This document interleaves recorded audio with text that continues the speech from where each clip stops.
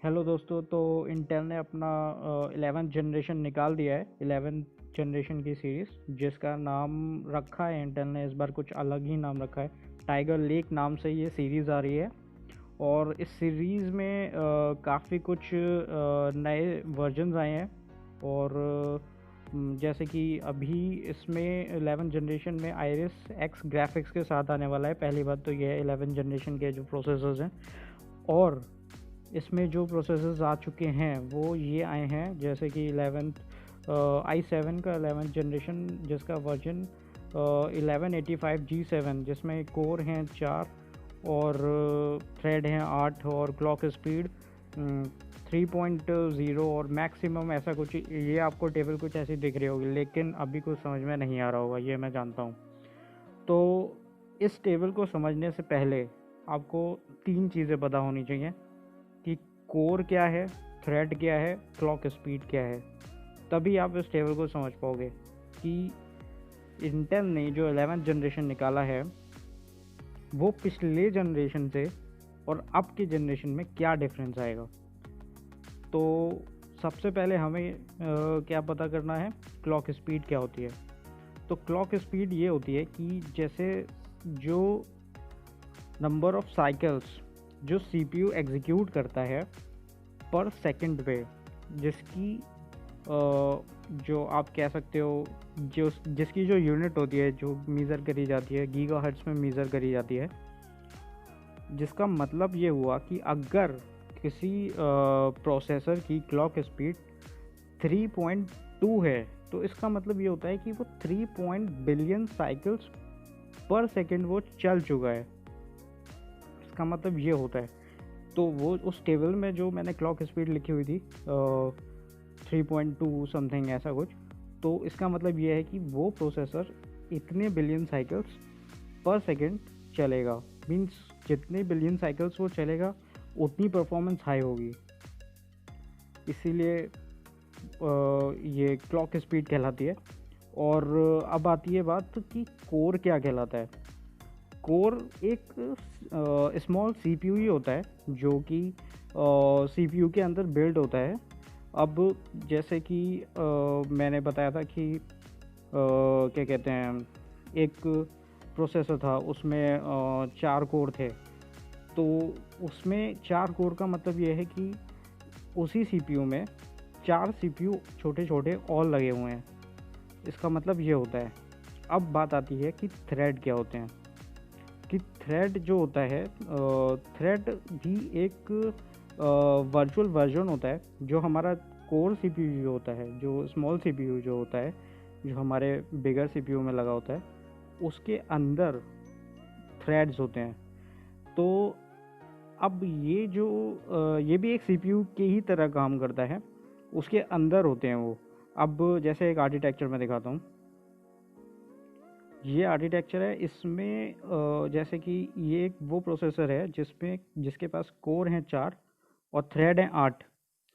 तो 4 कोर 1 में 2 थ्रेड हैं, कोर 2 में 2 थ्रेड हैं। मतलब ये इस तरीके से बना हुआ है इसका आर्किटेक्चर। ये पूरा एक सीपीयू का आर्किटेक्चर है। तो इस आर्किटेक्चर पे वो डिफ़ाइन है पूरा। तो अब जो मैंने टेबल पहले दिखाई थी वो टेबल अब मैं दिखाता हूँ, जो टेबल की लिस्ट आपको पहले दिखाई थी। अब ये आपको पूरा समझ में आएगा कि i7 का जो 1185G7 है उसमें कोर 4 हैं। इट मीन्स कि 4 सीपीयू लगे हुए हैं, स्मॉल सीपीयू एक ही सीपीयू में, और थ्रेड लगे हुए हैं उसके अंदर 8। मीन्स कि 4 के अंदर हर एक में दो थ्रेड लगे होंगे, जिसकी क्लॉक स्पीड है 3.0। मीन्स कि 3 बिलियन साइकिल पर सेकंड वो चलता होगा उसमें जो सीपीयू में है। तो और ये मैक्सिमम कितना जा सकता है, वो 4.8, जो कि बहुत ज़्यादा है। इट मीन्स कि इतना ज़्यादा परफॉर्मेंस देगा ये इस वर्जन का i7 में 11th जनरेशन जो है। ऐसे ही 11th जनरेशन का 1165 G7 आया है नेक्स्ट उस पर, जिसकी आप क्लॉक स्पीड देख सकते हो, और मैक्सिमम इसका 4.7 है। ज़्यादा फ़र्क नहीं है। तो पॉइंट मैक्सिमम में तो ज़्यादा फ़र्क है नहीं, उधर भी 0.2 का ही है, इधर 0.1 का है। तो ज़्यादा कंपैरिजन है नहीं इसमें, तो आप इन दोनों में से कोई एक ले सकते हो। बट इनका बजट थोड़ा हाई रहेगा।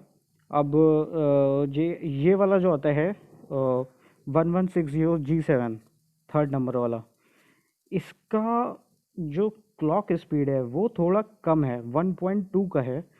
तो ये वर्जन आप जब i7 ले रहे हो और 11 जनरेशन ले रहे हो तो वर्जन थोड़ा देख के चलना, क्योंकि क्लॉक स्पीड जितना हाई रहेगा उतना ज़्यादा परफॉर्मेंस देगा। अब ऐसे ही i5 में 1135 G7 दिया हुआ है, तो इसका भी कोर 4 है और थ्रेड 8 है। बट इसका जो क्लॉक स्पीड है वो i7 के 1160 G7 से ज़्यादा है। उसका 1.2 था और इसका 2.4 है। तो ये ज़्यादा, ये वाला वर्जन i5 का ज़्यादा अच्छा है और इसका मैक्सिमम जा सकता है 4.2 तक, बट वो मैक्सिमम जा सकता है 4.4 तक। तो आप देख सकते हो उसमें कितना डिफरेंस आ रहा है।